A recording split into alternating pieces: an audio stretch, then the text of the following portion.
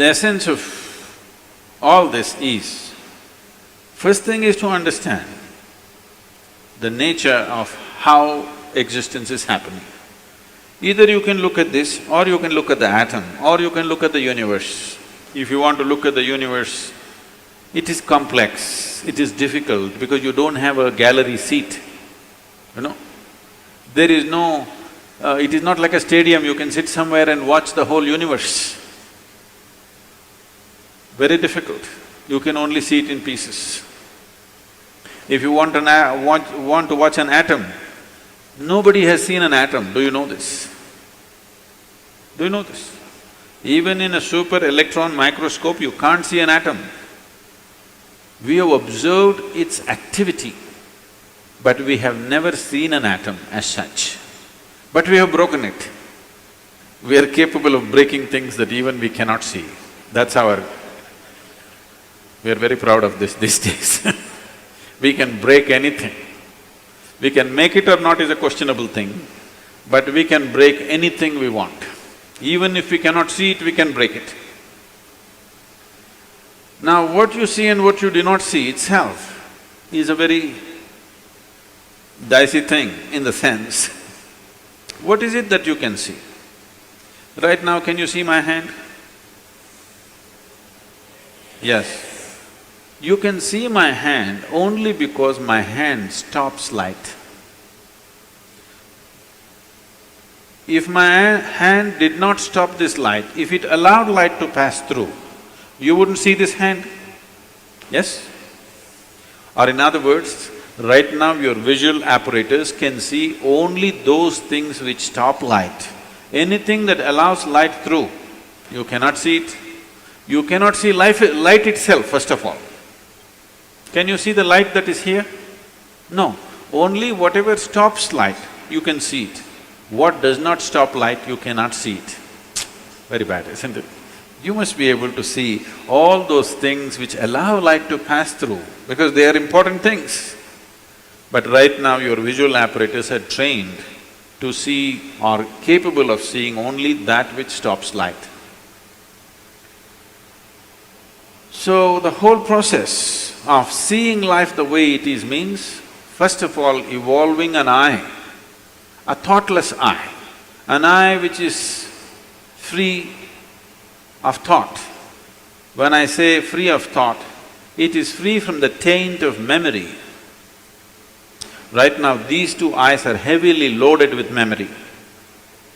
So you can see this. If you see a group of people like this, if you just casually look like this, among these hundreds of people, if there is one face that you're familiar with, you will see suddenly that face sticks out.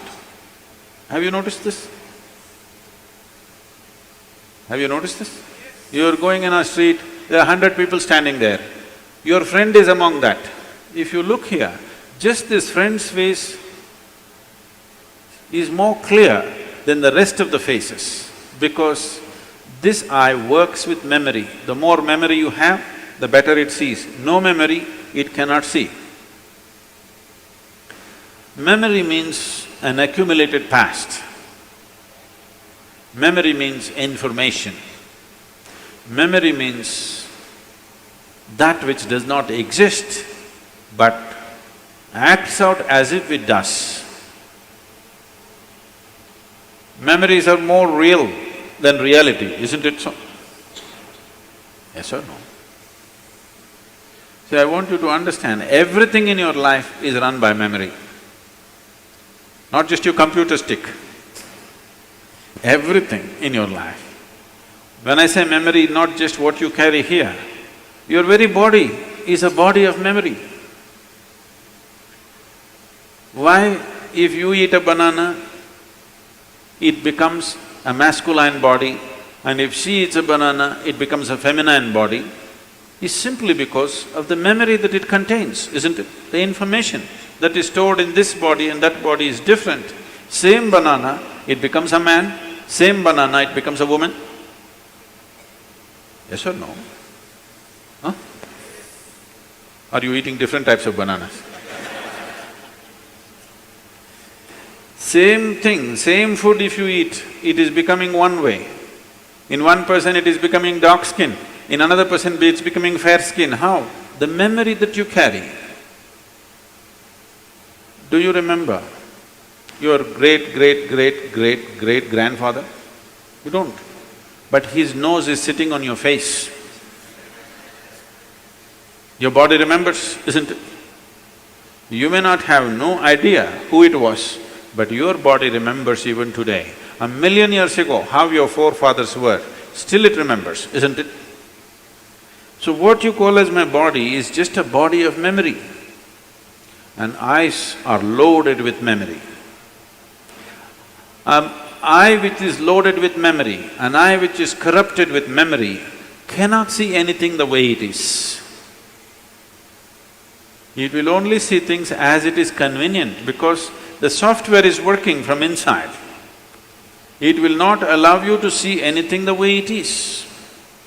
This is what traditionally we are referring to as karma. It is there in your body, it is there in your energies, it is there in the way your chemical reactions happen, it is there in your brain, it is there in your mind, it is there in everything. In the very physical energy that you carry, there is memory, because you will see each person's energies behave differently from the other simply because of the type of memory it carries. If you want to get rid of this, it's a long process, and if you get rid of this, dismantling of the personality and the body will happen. So another way is to create a distance from it. Just hold it little away. When you want to play with it, you play with it. When you want to switch it off, you must be able to switch it off. So for this, an external view is needed. Right now, your ears are loaded with memory, your eyes are loaded with memory, your tongue is loaded with memory. Why? So what being loaded with memory means is, a cocoon of the past is holding you. It will not allow you to even move into the present. A cocoon of the past holds you, and you allow it to do this because it feels safe. It creates a cocoon. There is safety, but in safety, there is also imprisonment. You're really safe if we lock you up in a safe, isn't it? But the problem is you can't get out. That's the whole problem. Walls that you build as self-protection, they also become the walls of self-imprisonment. That is the nature of life. If you lock yourself from inside or outside, it's the same thing. As long as you do not open the door, whether somebody locked you from outside or you locked yourself from inside, there is no difference. Anyway, you're imprisoned, isn't it? At least somebody locked you from outside, you can at least complain and scream. You locked yourself from inside, you can only be depressed. You cannot even scream. At whom will you scream? So this process of what we are looking at is the memory imprints itself on all levels, right up to the elemental level. From the 5 elements which function here, from just after that, memory's work starts. So when we utter the word karma, it is not one simple formula, or it's not, people are saying theory of karma. We are not talking about any theory. We are referring to a certain reality. Karma means memory, action and memory. Past action exists only in the form of memory, isn't it so? Yes? Memory, not just what you carry here. Every cell in the body carries its own memory. Why one atom behaves differently from another atom, though the same ingredients is, it has a memory. A hydrogen atom has one kind of memory, oxygen atom has another kind of memory. Unless you mix them up, they will continue to behave like that. It is in a small circle, you are in a little larger circle, the universe is in a much larger circle, but the same memory rules all of it. So when we said karma, we are not talking about some concept or philosophy, we are referring to a certain reality which is finding manifestation as who you are. The very shape of your body is because of memory.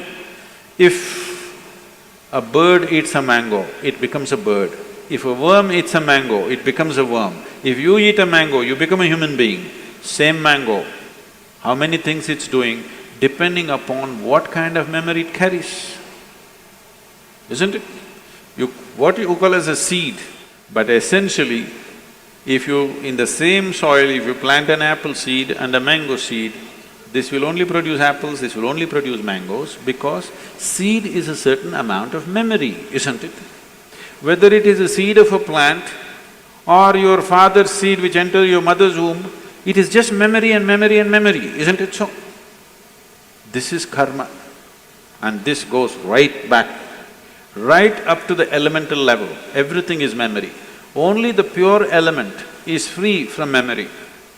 So the idea, when we're starting off Bhutesha, because that's the most important thing, that he mastered the elements, that's why we bow down to him, because he mastered the elements, he has an eye which has no memory, a taintless eye which sees everything just the way it is. So yoga essentially means developing an eye which is not contaminated by memory, which simply sees. It does not see things the way your memory perverts it. It simply sees everything the way it is. This eye will see those things which do not stop light. Right now, these two eyes can only see what stops light. If you start seeing something that does not stop light, that means another dimension of the eye is beginning to function.